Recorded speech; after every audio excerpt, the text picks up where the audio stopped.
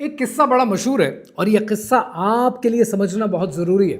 کہتے ہیں کہ آج سے 1300 سال پہلے مسجد الحرام کے اندر ایک نابینا انسان غلاف کعبہ پکڑ کر دعا مانگ رہا تھا کہ اللہ میری بینائی چلی گئی ہے، میری بینائی واپس آ جائے۔ وہیں مسجد الحرام میں اس وقت کا ایک جابر حکمران حجاج بن یوسف بھی موجود تھا۔ حجاج بن یوسف طواف کعبہ کر رہا تھا۔ حجاج بن یوسف نے جب اس کی یہ باتیں سنی، اس کی یہ دعا سنی، اسے بہت غصہ آیا۔ حجاج بن یوسف نے اسے اپنے پاس بلایا اور اس سے یہ پوچھا کہ کتنے سال سے نابینا ہو؟ اس آدمی نے جواب دیا کہ 20 سال ہو گئے ہیں، میری آنکھیں نہیں ہیں، مجھے نظر نہیں آتا، میری بینائی جا چکی ہے۔ حجاج بن یوسف نے اس سے پوچھا کہ جب 20 سال سے تمہاری نظر نہیں ہے، تم نابینا ہو، تو کیا آج دعا مانگنی شروع کی ہے یا 20 سال سے مانگ رہے ہو؟ تو اس انسان نے جواب دیا کہ نہیں، جب سے میری بینائی نہیں ہے میں تب سے دعا مانگ رہا ہوں۔ حجاج بن یوسف نے کہا تمہارے پاس 3 دن ہیں، اگر 3 دن کے اندر تمہاری بینائی واپس نہیں آئی تو یہ میری تلوار ہے، میں تمہاری گردن اڑا دوں گا۔ وہ 3 دن اس انسان کے اوپر قیامت کی طرح گزرے۔ 3 دن کے بعد حجاج بن یوسف واپس مسجد الحرام میں آیا تو وہ دیکھ کر حیران ہو گیا کہ اس انسان کی بینائی واپس آ چکی تھی۔ حجاج بن یوسف نے اس سے پوچھا کہ تم نے کیا کیا کہ تمہاری بینائی واپس آ گئی؟ اس نے کہا کہ میں نے رو رو کے اللہ سبحانہ و تعالیٰ سے دعا کی، گڑ گڑا کر اس سے دعا کی، بھیک مانگی اپنے رب سے اور میرے رب نے مجھے عطا کر دیا۔ جس پر حجاج بن یوسف نے کہا کہ یہی بات میں تمہیں بتانا چاہتا تھا کہ جو 20 سال سے تم دعا مانگ رہے ہو، یہ دعا مانگنے کا طریقہ ہے۔ تم رب تعالیٰ سے اس کی کبریائی کے حساب سے دعا مانگو، گڑ گڑا کے مانگو، تمہاری دعا قبول ہوگی۔ اب یہ واقعہ سننے کے بعد نیچرلی ایک سوال آپ کے ذہنوں میں آئے گا کہ ہر جمعے کی نماز میں تمام مسلمان فلسطین کے لیے، کشمیر کے لیے، رزق کے لیے، صحت کے لیے دعا مانگتے ہیں۔ جمعے کی نماز تو چھوڑیں، انسان اپنے لیے کتنی دعا مانگتا ہے، لیکن آج آپ کی اور میری دعائیں قبول کیوں نہیں ہوتی؟ کیا ایسا ہوتا ہے کہ ہم جو مانگتے ہیں وہ ہمیں نہیں ملتا؟ کہانی کیا ہے، آئیے سمجھتے ہیں۔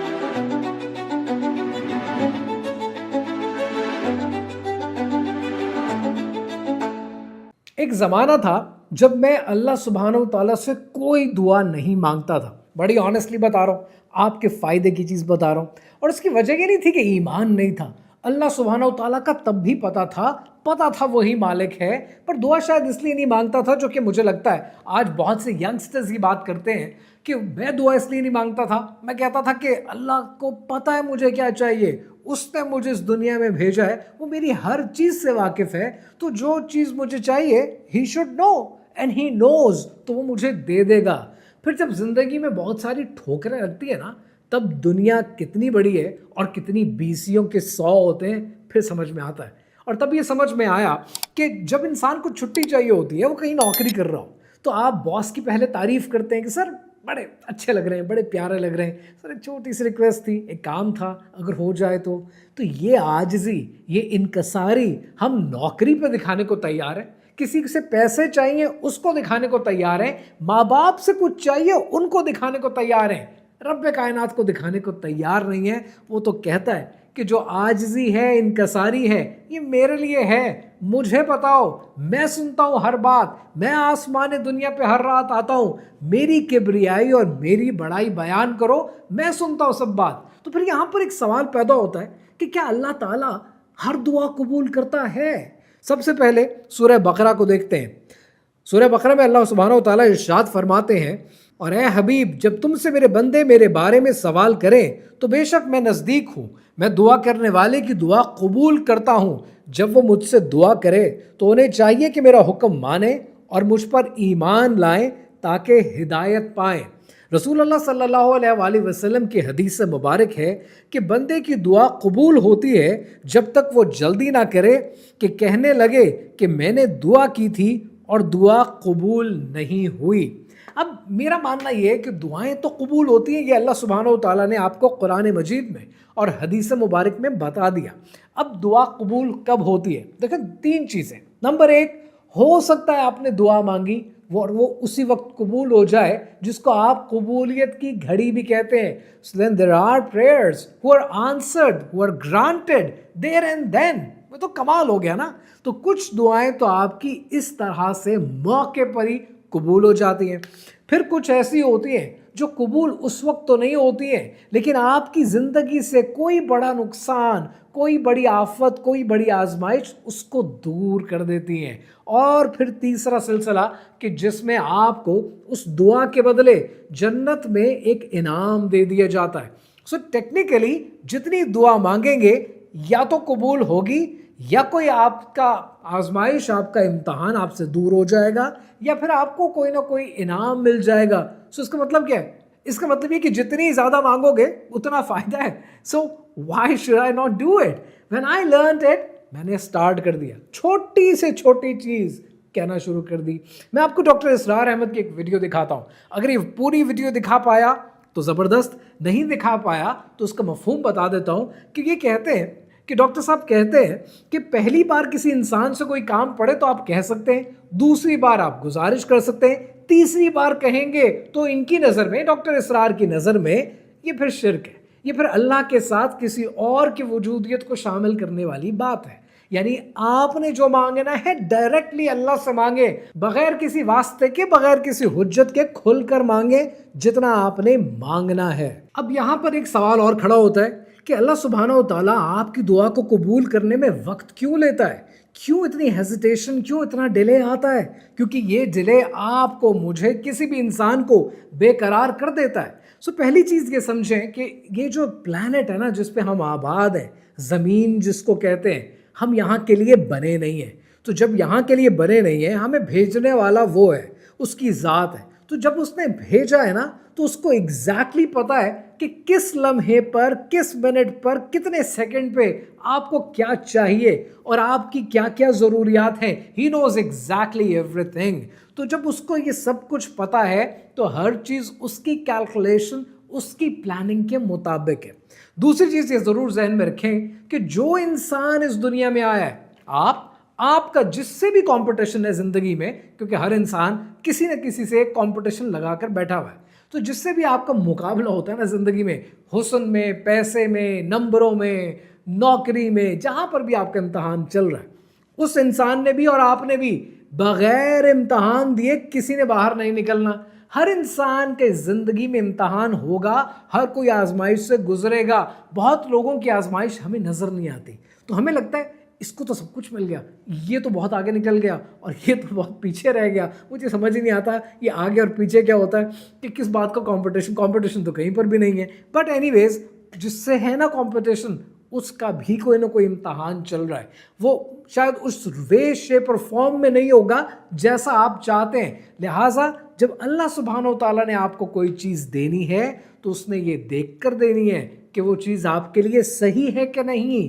اللہ سبحانہ و تعالیٰ نے سورہ بقرہ میں ارشاد فرمایا, تم پر جہاد فرض کیا گیا ہے حالانکہ وہ تمہیں ناگوار ہے, اور قریب ہے کہ کوئی بات تمہیں ناپسند ہو حالانکہ وہ تمہارے حق میں بہتر ہو, اور قریب ہے کہ کوئی بات تمہیں پسند آئے حالانکہ وہ تمہارے حق میں بری ہو, اور اللہ جانتا ہے اور تم نہیں جانتے.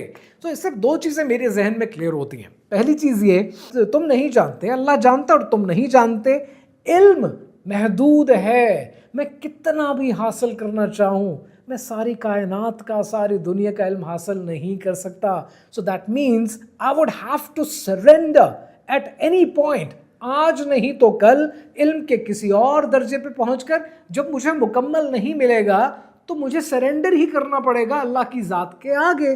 تو جب اللہ کہتا ہے کہ مجھے پتا ہے کہ تمہیں کیا چاہیے, مجھے پتا ہے کہ تمہیں کیا پسند ہے, اور مجھے پتا ہے کہ تمہارے لیے کیا بہتر ہے اور کیا نہیں, تو اس سے نیچرلی میرا کورس آف ایکشن چینج ہوتا ہے. وہ کورس آف ایکشن پتہ کیسے چینج ہوتا ہے؟ میں نے اپنی دعا بدل دی. پہلے میری دعا یہ ہوا کرتی تھی کہ اللہ مجھے چیز چاہیے اور اگر یہ نہیں اچھی نا, اس کو میرے حق میں بہتر کر دیں. بٹ پھر میں نے وقت کے ساتھ ساتھ جب یہ آیت پڑھی زندگی میں تو اپنا کورس آف ایکشن چینج کر لیا.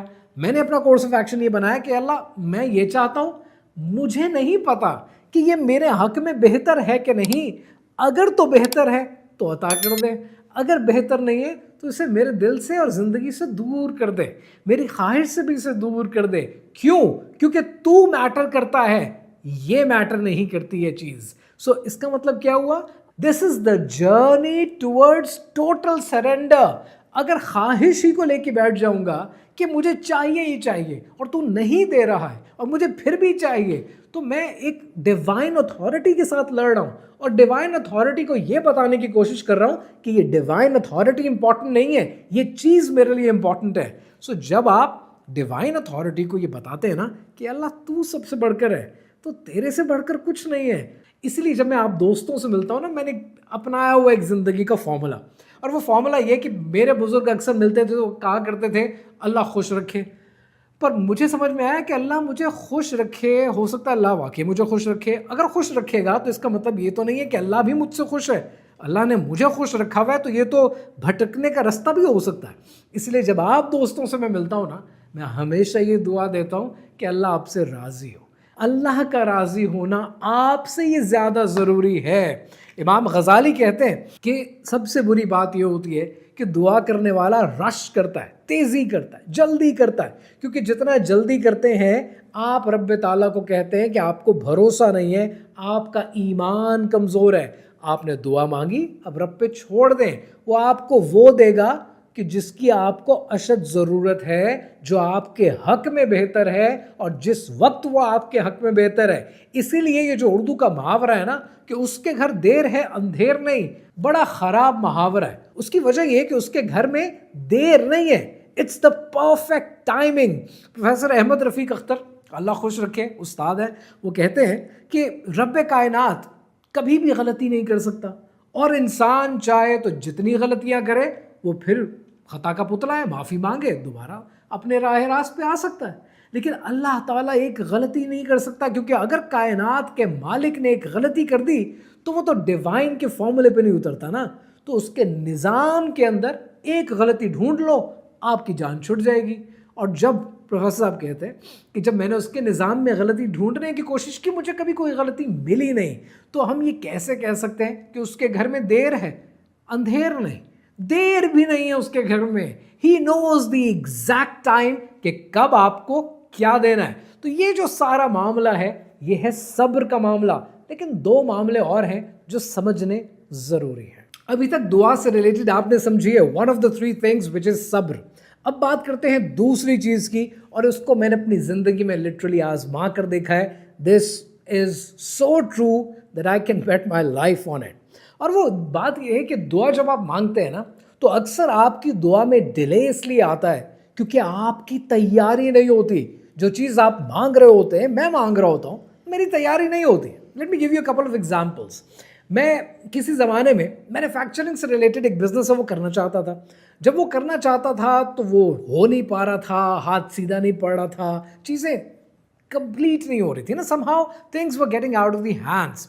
پھر اللہ سبحانہ و تعالیٰ نے ایک اور چیز میں مجھے ڈال دیا, وہ چیز مجھے بالکل پسند نہیں تھی, ڈال دیا. اس میں گھنٹوں کے حساب سے سٹریس ہوا کرتا تھا, and I started taking it. اور پھر کرتے کرتے کرتے کرتے اس چیز کا ایکسپرٹ بننے کے بعد پھر اس سے گریجویٹ کر کے جب مینوفیکچرنگ میں آئے تو آئی لرنڈ ون تھنگ.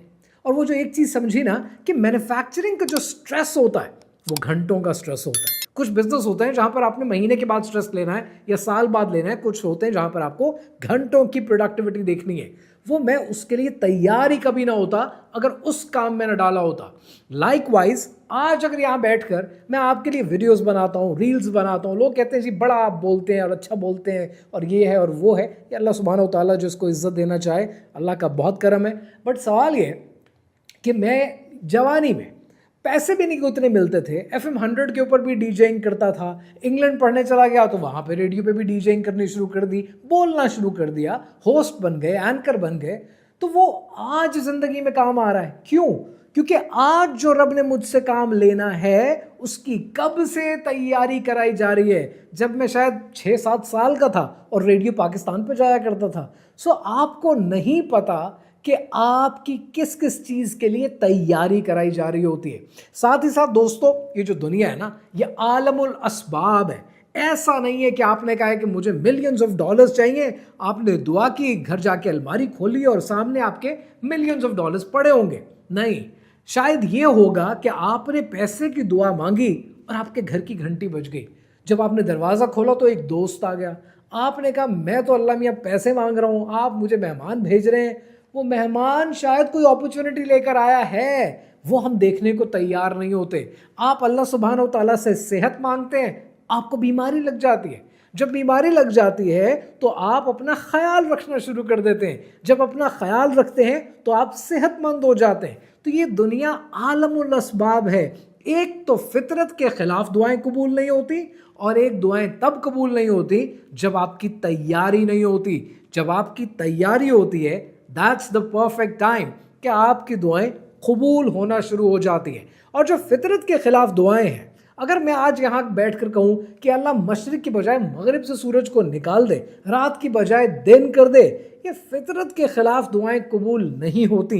लेकिन अगर आप सब्र करेंगे, सब्र का दामन रखेंगे और तैयारी मुकम्मल करेंगे तो आपकी दुआ इंशाल्लाह ज़रूर कबूल होगी। और अब बात करते हैं तीसरे एलिमेंट की, क्योंकि अगर ये तीसरा एलिमेंट नहीं है तो दुआ कबूल नहीं होगी। अब जो वाक़या मैं आपके साथ शेयर करने वाला हूँ, ये वाक़या इब्न जोज़ी ने अपनी बायोग्राफी में लिखा है, और ये बायोग्राफी है इमाम अहमद बिन हम्बल। लिखने वाले लिखते हैं कि इमाम अहमद बिन हम्बल को किसी काम के सिलसिले में मुल्क शाम जाना पड़ा। जब वो मुल्क शाम पहुँचे तो शाम का जो सूबा था, उस सूबे के अंदर एक मस्जिद के अंदर ठहरने की कोशिश की, लेकिन मस्जिद का जो गार्ड वहाँ खड़ा था, उस गार्ड ने इमाम अहमद बिन हम्बल को बाहर निकाल दिया। वहाँ पास से एक तंदूर वाला गुजरा, वो एक रहमदिल इंसान था। उसे बड़ा तरस आया कि किसी इंसान को मस्जिद से इस तरीके से बाहर निकाल दिया गया है। वो इमाम अहमद बिन हम्बल को अपने साथ ले आया। अपने साथ लाने के बाद उनको बिठाया, पानी पिलाया, और उसके बाद वो अपने रोटी गूंदने में, ब्रेड बनाने में मसरूफ़ हो गया। और जब वो मसरूफ़ था तो साथ साथ अस्तगफिरुल्लाह पढ़ता रहा। इमाम अहमद बिन हम्बल ने इस तंदूर वाले से पूछा कि अस्तगफिरुल्लाह कितने ज़माने से पढ़ रहे हो, कितने ज़माने से इस्तग़फ़ार कर रहे हो? तो उस पर उस तंदूर वाले ने कहा शायद सारी ज़िंदगी। इमाम अहमद बिन हम्बल ने उससे पूछा इससे कभी कोई फ़ायदा हुआ है? तो इमाम अहमद बिन हम्बल को उस तंदूर वाले ने जवाब दिया, हाँ, मेरी इस दुनिया में आज तक इस ज़िंदगी में जितनी दुआएं थीं सब कबूल हुई हैं सिवाय एक दुआ के। तो इमाम अहमद बिन हम्बल ने पूछा कि वो कौन सी दुआ है जो आज तक कभी कबूल नहीं हुई? तो उस तंदूर वाले ने आह भरते हुए कहा कि बस ज़िंदगी की एक ख्वाहिश थी कि एक दिन मशहूर इमाम अहमद बिन हम्बल से मुलाकात हो जाए, वो दुआ आज तक कबूल नहीं हुई। अब इस वाक़े को सुनने के बाद आपको ये समझ में आता है कि इस्तग़फ़ार की अहमियत क्या है। लेकिन इसी अहमियत को समझने के लिए सुनन अबू दाऊद से रसूल अल्लाह सल्लल्लाहु अलैहि वसल्लम की हदीस से मुबारक है कि जो कोई इस्तग़फ़ार का इल्तज़ाम कर ले तो अल्लाह उसके लिए हर तंगी से निकलने और हर रंज से निजात पाने की राह हमवार कर देगा, और उसे ऐसी जगह से रिज़्क़ अता फरमाएगा जिसका वो तसव्वुर भी नहीं कर सकता। सो 3 चीज़ें करनी है। सब्र का दामन नहीं छोड़ना है, अपनी तैयारी मुकम्मल करनी है, और इस्तग़फ़ार करना है। क्योंकि हज़रत लुक़मान अलैहिस्सलाम कहते थे ना कि तुम अपने पाँव से ज़मीन को नहीं उखाड़ सकते, इसलिए अकड़ के मत चलो। जितना इस्तग़फ़ार करेंगे उतना आपकी दुआएं कबूल होंगी।